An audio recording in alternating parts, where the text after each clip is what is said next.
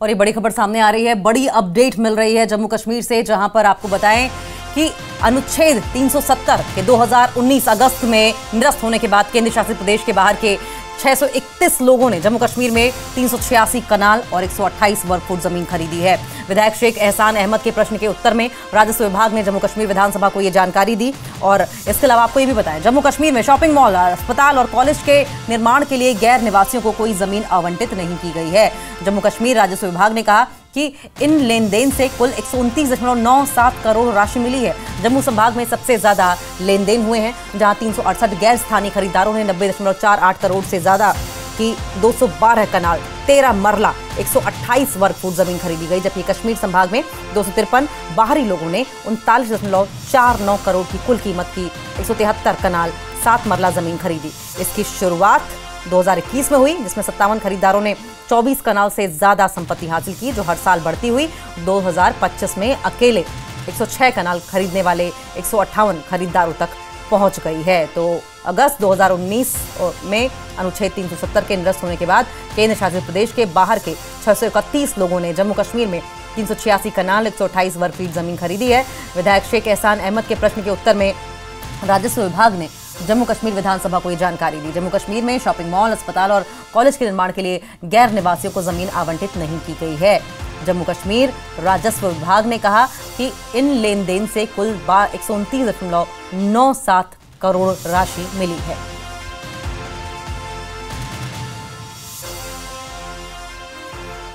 और इसी पर हमारे सहयोगी समीर भट्ट फोन लाइन पर जुड़ गए हैं। समीर, 129.97 करोड़ की राशि का जिक्र किया जा रहा है। ये जो इन्वेस्टमेंट जम्मू कश्मीर में की गई है, इसको किस तरीके से देखा जाना चाहिए, आपका एनालिसिस? देखिए, मैं आपको बता दूं, जिस तरह से धारा 370 हटने के बाद, और धारा 370 क्यों हटाई गई, बिकॉज धारा 370 इसलिए हटाई गई क्योंकि गवर्नमेंट ऑफ इंडिया ये मानती थी, बीजेपी ये मानती थी कि देखिए, जम्मू कश्मीर अगर भारत का अभिन्न हिस्सा है तो यहाँ पे लोग क्यों नहीं आ सकते। यहाँ पे अगर मैं हूँ, फॉर एग्जाम्पल जम्मू कश्मीर का निवासी हूँ, मैं महाराष्ट्र में जमीन खरीद सकता हूँ, मैं दिल्ली में फ्लैट या जमीन खरीद सकता हूँ, मैं कहीं पे भी कोई भी चीज कर सकता हूँ। लेकिन यहाँ पे जब धारा 370 थी तो एक ऑब्स्टिकल ये था कि यहाँ पे आप जमीन नहीं खरीद सकते थे, ना तो कोई इन्वेस्टमेंट भी, अगर आप इन्वेस्टमेंट भी यहाँ पे करना चाहते थे तो, लेकिन आपको मालिकाना हुकूक ना तो उस फैक्ट्री के और ना उस जमीन के मिल सकते थे। तो ये एक बड़ा ऑब्स्टिकल था, और उस वजह से जो इन्वेस्टर्स हैं वो भी यहाँ पे इन्वेस्टमेंट करने से कतराते थे। लेकिन धारा 370 जब हटाई गई उसके बाद इंफ्रास्ट्रक्चर डेवलपमेंट पे थस दिया गया।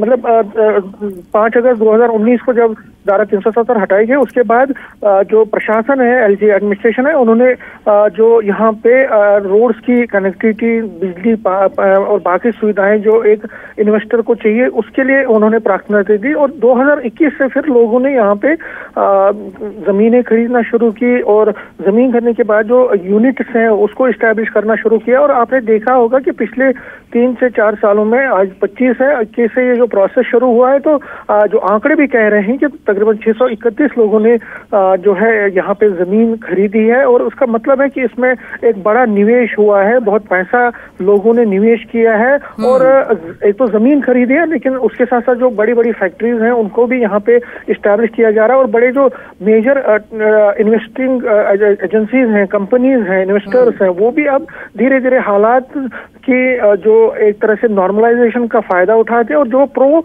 इंडस्ट्री, प्रो इन्वेस्टमेंट पॉलिसीज सरकार की तरफ से और मोदी सरकार और यहाँ एलजी एडमिनिस्ट्रेशन की तरफ से चलाई जा रही है, उसका फायदा वो उठा रहे हैं। और धीरे धीरे जो आंकड़े भी हैं, जो विधानसभा में आज आंकड़े भी दिए गए हैं कि कश्मीर वैली में भी अब लोग यहाँ पे जमीन खरीद रहे हैं, जो कि एक बहुत ही बड़ी बात है। क्योंकि अगर आप कश्मीर का देखिए तो जम्मू में जब 90s में हालात खराब हुए तो कश्मीरी पंडित हो, कई समुदाय के लोग यहाँ पे आ गए, जैसे किश्तवाड़, डोडा, भद्रवा, वहां से भी जब आतंकवाद चरम सीमा पे था, पुंछ राजौरी में, तो जम्मू ही लोग आते थे। कश्मीर में कश्मीर से पलायन हुआ और कश्मीर में कोई भी जाने को तैयार नहीं था। लेकिन आज देखिए, आज जम्मू कश्मीर छोड़ दीजिए, बाहर के लोग भी यहाँ पे अब जमीन खरीद रहे हैं कश्मीर में। तो ये इस तरफ एक इंडिकेट करता है, प्रूफ है कि कश्मीर में भी अब हालात बहुत धीरे धीरे सामान्य हो रहे हैं। और जो भरोसा है, जो बाहर के लोगों का, इन्वेस्टर्स का या आम लोगों का भरोसा है कि कश्मीर में अब हालात ठीक है, तो हम वहाँ पे भी जमीन खरीदेंगे, वहाँ पे फैक्ट्रीज खोलेंगे, वहाँ पे इन्वेस्टमेंट करेंगे। तो ये आंकड़े उस तरफ एक इशारा करते हैं कि धीरे धीरे जो हालात बहुत इंपॉर्टेंट बात कही है समीर आपने कि ये भरोसा है कि लोग जम्मू कश्मीर अब सुरक्षित है, वहां जाकर प्रॉपर्टीज खरीद सकते हैं। लेकिन समीर, अचल संपत्ति यानी इमूवेबल प्रॉपर्टी खरीदने के अधिकार के साथ साथ इस तरह की इन्वेस्टमेंट जब जम्मू कश्मीर में होती है, तो क्या ये हम मान के चलें कि मेन स्ट्रीम से जुड़ने के लिहाज से ये बहुत ही प्रोग्रेसिव स्टेप दिखाई दिया है?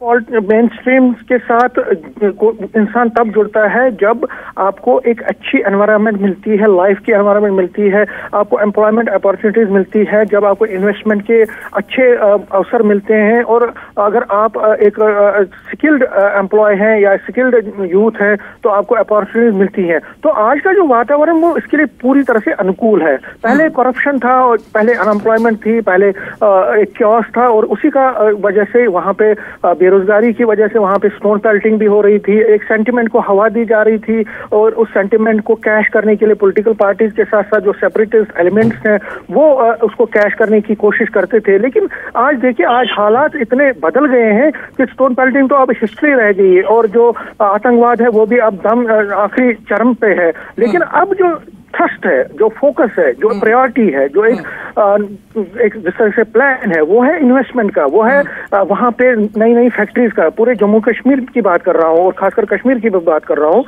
इन्वेस्टमेट करने की, वहाँ पे फैक्ट्रीज खोलने की, लोगों को जो शिक्षित स्किल्ड टेक्निकल बच्चे हैं उनको रोजगार के अवसर मिलने की, करप्शन का खात्मा करने की। तो एक एटमॉस्फेयर, एक एनवायरनमेंट, एक प्रणाली ऐसी बनाई जा रही है कि जिसमें आम इंसान, आम युवा, आम जो एजुकेटेड है वो एक अच्छी जिंदगी गुजार सके। एक आम, चाहे वो शहर में रहता है चाहे गांव में रहता है, ऐसे स्कीम्स को इम्प्लीमेंट किया जा रहा है जिससे कि जम्मू कश्मीर में जो एक युवा है या एक आम आदमी है वो दूसरे कम्पिटिटिव एटमॉस्फेयर जो कि दूसरे सिटीज में है, चाहे वो दिल्ली में हो, मुंबई हो, उस तरह से कंप्लीट यहाँ पे करे, उस भरोसे के साथ आगे बढ़े। और जो एक मेन स्ट्रीम का एक जज्बा है, मेन स्ट्रीम का जो एक नैरेटिव है, उसको प्रमोट किया जा रहा है और उसको डेवलप किया जा रहा है। और ये बड़ी खबर सामने आ रही है, बड़ी अपडेट मिल रही है जम्मू कश्मीर से, जहां पर आपको बताएं कि अनुच्छेद 370 के 2019 अगस्त में निरस्त होने के बाद केंद्र शासित प्रदेश के बाहर के 631 लोगों ने जम्मू कश्मीर में 386 कनाल और 128 वर्ग फुट जमीन खरीदी है। विधायक शेख एहसान अहमद के प्रश्न के उत्तर में राजस्व विभाग ने जम्मू कश्मीर विधानसभा को यह जानकारी दी। और इसके अलावा आपको ये भी बताएं, जम्मू कश्मीर में शॉपिंग मॉल, अस्पताल और कॉलेज के निर्माण के लिए गैर निवासियों को कोई जमीन आवंटित नहीं की गई है। जम्मू कश्मीर राजस्व विभाग ने कहा कि इन लेन देन से कुल 129.97 करोड़ राशि मिली है। जम्मू संभाग में सबसे ज्यादा लेन देन हुए हैं, जहां 368 गैर स्थानीय खरीदारों ने 90.48 करोड़ से ज्यादा की 212 कनाल, 13 मरला, 128 वर्ग फुट जमीन खरीदी गई। जबकि कश्मीर संभाग में 253 बाहरी लोगों ने 39.49 करोड़ की कुल कीमत की 173 कनाल, 7 मरला जमीन खरीदी। इसकी शुरुआत 2021 में हुई, जिसमें 57 खरीदारों ने 24 कनाल से ज्यादा संपत्ति हासिल की, जो हर साल बढ़ती हुई 2025 में अकेले 106 कनाल खरीदने वाले 158 खरीदारों तक पहुंच गई है। तो अगस्त 2019 में अनुच्छेद 370 के निरस्त होने के बाद केंद्र शासित प्रदेश के बाहर के 631 लोगों ने जम्मू कश्मीर में 386 कनाल, 128 वर्ग फीट जमीन खरीदी है। विधायक शेख एहसान अहमद के प्रश्न के उत्तर में राजस्व विभाग ने जम्मू कश्मीर विधानसभा को यह जानकारी दी। जम्मू कश्मीर में शॉपिंग मॉल, अस्पताल और कॉलेज के निर्माण के लिए गैर निवासियों को जमीन आवंटित नहीं की गई है। जम्मू कश्मीर राजस्व विभाग ने कहा कि इन लेन देन से कुल 129.97 करोड़ राशि मिली है।